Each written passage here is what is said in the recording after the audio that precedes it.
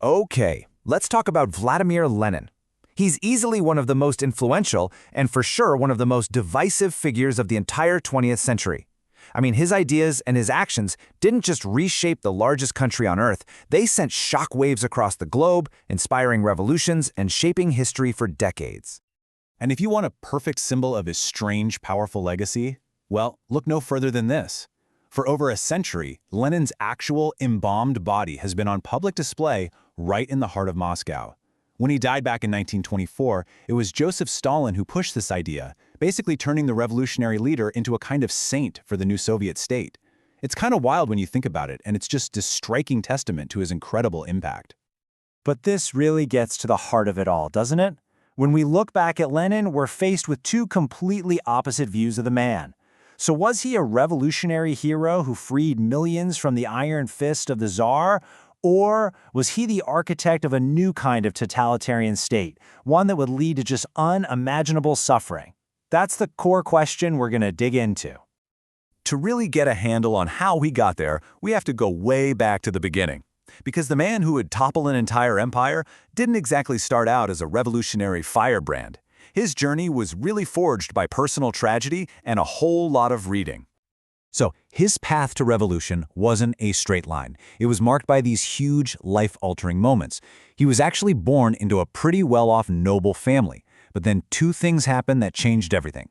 First, his dad died, and he completely abandoned religion. Then, and this was the big one, his older brother Alexander was executed for plotting to assassinate the Tsar. That was the moment, the point of no return. It completely radicalized young Vladimir. Soon after, he was kicked out of university for protesting, and after diving deep into the writings of Karl Marx, he took on the name Lenin and never looked back. So this brings us to what is probably Lenin's single biggest idea, his major contribution to Marxist theory. In this work from 1902 called What Is to Be Done, he basically argued that a revolution can't just happen. It needs to be led by a tight-knit, disciplined group of professional revolutionaries, and the organizing principle for this group, something he called democratic centralism. So how did this actually work? Well, you can think of it as a three-step process. First, inside the party, you can argue all you want. Maximum freedom of debate. Everyone gets their say. But, and here's the kicker, once a decision is made by a vote, that's it. The debate is over.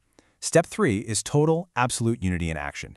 Every single person has to carry out that decision, even if they voted against it. It was a model built for ruthless efficiency. For years, Lenin was running his revolutionary show from exile, patiently building this party. But then World War I happens, and suddenly the whole world is in chaos, and for Lenin, that chaos was an opportunity. The year 1917 would be his moment to finally put all these theories into practice. And the speed of what happens next is just mind-blowing. When the war starts, Lenin is absolutely disgusted. He sees socialist parties all over Europe betraying their cause to support their own country's war efforts. Just 3 years later, a desperate Germany, looking for a way to win, puts him on a sealed train back to Russia, basically hoping he'll stir up trouble. Well, their gamble paid off, big time. He arrives in April, drops a political bombshell with his April theses, and by October, his party is in charge of the entire country. This famous slogan from his April theses really captures just how radical he was. I mean, while other revolutionaries were talking about setting up a democracy, Lenin comes in and calls for an immediate second revolution. No messing around. All power, he says, has to go directly to the Soviets, these councils of workers and soldiers. This was so extreme that it shocked everyone, including his own top guys, people like Stalin, who seriously thought he'd lost his mind. So, he's got the power. Now what? Well, this is where we see this massive, gaping chasm open up between his theoretical vision for a brand new kind of government and the brutal, bloody reality of trying to hold on to that power during a civil war. You see, right before the revolution, in 1917, he wrote his most famous book, The State and Revolution. And in it, he lays out this vision. He argues that the workers can't just take over the old state, the army, the police, all that. No, he believed it had to be completely demolished. Smashed was the word he used, and replaced with something totally new, based on direct worker democracy. But what actually happened? Well, it was pretty much the exact opposite of his vision. The dream was a state that would eventually just wither away, leading to true freedom. In practice, though, the pressures of survival during a brutal civil war meant that instead of destroying bureaucracy, they built a new, even more powerful one. Instead of withering away, the state became all-powerful, and to crush anyone who disagreed, they created a powerful and feared secret police. The dream of a workers' democracy gave way to the cold, hard reality of a single-party dictatorship. All right, this brings us to the last, really dramatic chapter of Lenin's life. His health is failing after a series of strokes, and from his sickbed, he's watching in horror as one man consolidates more and more power into his own hands. His eventual successor, Joseph Stalin. So even though he's largely incapacitated, Lenin dictates a series of notes that we now call his political testament. In these letters, he sizes up all the other top leaders. He heaps praise on Leon Trotsky, calling him the most capable man in the leadership, but he saves his sharpest, most personal criticism for the party's general secretary, Joseph Stalin. And the crucial passage, the real bombshell in this letter, it wasn't about politics or ideology. Lenin's warning was about Stalin's character. Stalin is too rude, he dictated, a flaw that was intolerable in someone with so much power. His recommendation was crystal clear. Find a way to remove Stalin and replace him with someone more tolerant and considerate.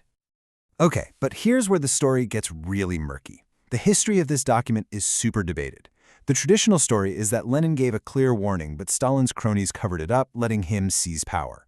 But there's a counter-narrative. Some historians wonder if Lenin, who could barely speak, even dictated it at all, suggesting his wife might have had a heavy hand in it. They point out that, unlike his other writings from this time, there are no original stenographer's notes. And here's the really crucial part. Even if it's 100% authentic, it only calls for Stalin to be removed from one specific post, not kicked out of the leadership. In fact, later on, Lenin's great rival Trotsky actually voted to keep Stalin as general secretary. So, after Lenin's death, Stalin does rise to absolute power, and the Soviet Union becomes a full-blown totalitarian state. Which, brings us right back to square one. How do we make sense of the man who started this whole thing? What is Lenin's ultimate legacy? Really, you can boil it down to two completely different ways of looking at the same man. On one side, his supporters see him as a brilliant theorist who gave the working class the tool it needed to win, the vanguard party. They see him as a hero for anti-colonial movements all over the world. But on the other side, his critics argue he just invented a new, more effective kind of tyranny. They say that by creating a single-party state and making political violence normal, he laid all the groundwork for Stalin's horrors. So both sides are looking at the same facts, just through a totally different lens. And that's what we're left with, this really tough, lingering question. Lenin's ideas promised a world without oppression, a state that would just melt away into perfect freedom. But the state he actually built became a model of total control. He's a man of huge contradictions, an intellectual who wasn't afraid of violence, a supposed liberator who created a new kind of dictatorship.